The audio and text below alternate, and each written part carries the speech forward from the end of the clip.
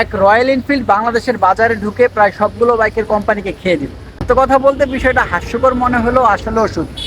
বিশেষ করে royal Enfield এত চিপ রেটে এত কম বাজেটে বাংলাদেশে বাইক লঞ্চ করছে, আসলে বিষয়টা অনেকটাই ভাবার মতো। রয়্যাল এনফিল্ডের মতো একটা কোম্পানি, রয়্যাল এনফিল্ডের মতো রিলায়েবল একটা কোম্পানি বাংলাদেশে মাত্র 3,40,000 টাকা থেকে শুরু করে 4 লক্ষ টাকার মধ্যে পাওয়া যাচ্ছে।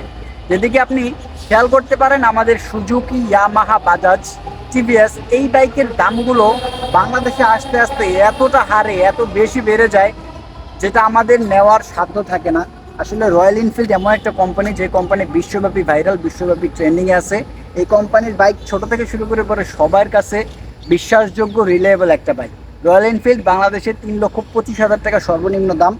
এবং আমি আরও একটা কথা অ্যাড করতে চাই, এই রয়্যাল এনফিল্ড বাংলাদেশে এসে বিশেষ করে কয়েকটা বাইকের মার্কেট 100% খেয়ে দেবে, এটা আমি শিওর দিয়ে গ্যারান্টি দিয়ে বলতে পারি।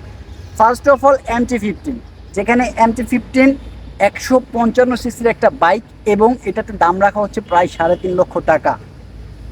সেদিকে রয়্যাল এনফিল্ডের মতো একটা কোম্পানি দাম রাখতেছে মাত্র তাদের বড় বড় হায়ার সিসি বাইক 350 সিসি, কই 150 সিসি। সো আমি রয়্যাল এনফিল্ডের পাশাপাশি N250 একটা বাইক আছে, N250, এই বাইকটাও মার্কেট পাবে না এবং যা মার্কেট পেয়েছে আস্তে আস্তে মার্কেটটা হারিয়ে ফেলবে। সাথে আছে সুজুকি জিক্সার SF। 3.5 লক্ষ টাকার বাজেটের এই 3টা বাইক বিশেষ করে মার্কেট করতে আর পারবে না। তাদের জায়গাটা বর্তমানে রয়্যাল এনফিল্ড দখল করে নেবে। আমি বিশ্বাসের সহিত বলতে পারি রয়্যাল এনফিল্ড আগামী প্রজন্মকে আরও বেশি উৎসাহিত করছে। এবং আরও একটি কথা বলতে চাই, বাংলাদেশের বাজারে এত পরিমাণে সিন্ডিকেট রয়্যাল এনফিল্ড কীভাবে ম্যানেজ করলো, যেখানে R15 মনস্টার এডিশন কিংবা R15M ইন্ডিয়াতে 1,98,000 রুপিতে পাওয়া যায় এবং বাংলাদেশে এসে সেটার দাম হয় প্রায় 7 লক্ষ টাকা, 6,75,000 টাকা। সেম একটা রয়্যাল এনফিল্ডের দাম ইন্ডিয়াতে 1,96,000 রুপি এবং বাংলাদেশে সেটার দাম মাত্র 3,25,000 থেকে শুরু করে 4 লক্ষ টাকা।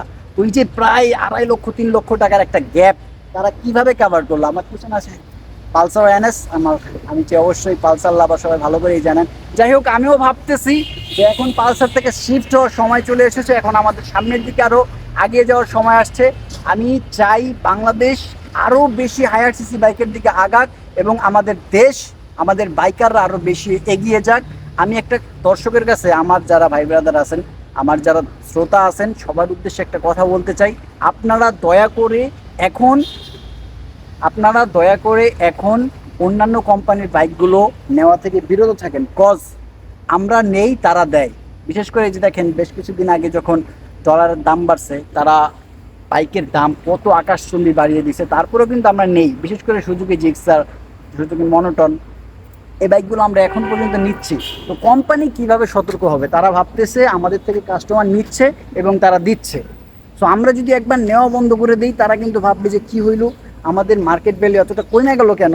বিশেষ করে এখন এটা হওয়া জরুরি। আপনারা দয়া করে সবাই অন্যান্য ব্র্যান্ডের বাইকগুলো নেওয়া থেকে বিরত থাকেন এবং আমাদেরকে আরও বেশি সোচ্চার হতে হবে, যাতে করে আগামীতে এরকম রয়্যাল এনফিল্ডের মতো, আমি সবথেকে বেশি ধন্যবাদ দিতে চাই ইফাত গ্রুপকে। ইফাত গ্রুপ অনেক ভালো কাজ করেছে এবং আগামীতে এরকম আরও বেশি হায়ার সিসি পারমিট পাক এবং আরও ভালো ভালো বাইক আসুক, আমরা আরও বাইকের স্বাদ নিতে চাই।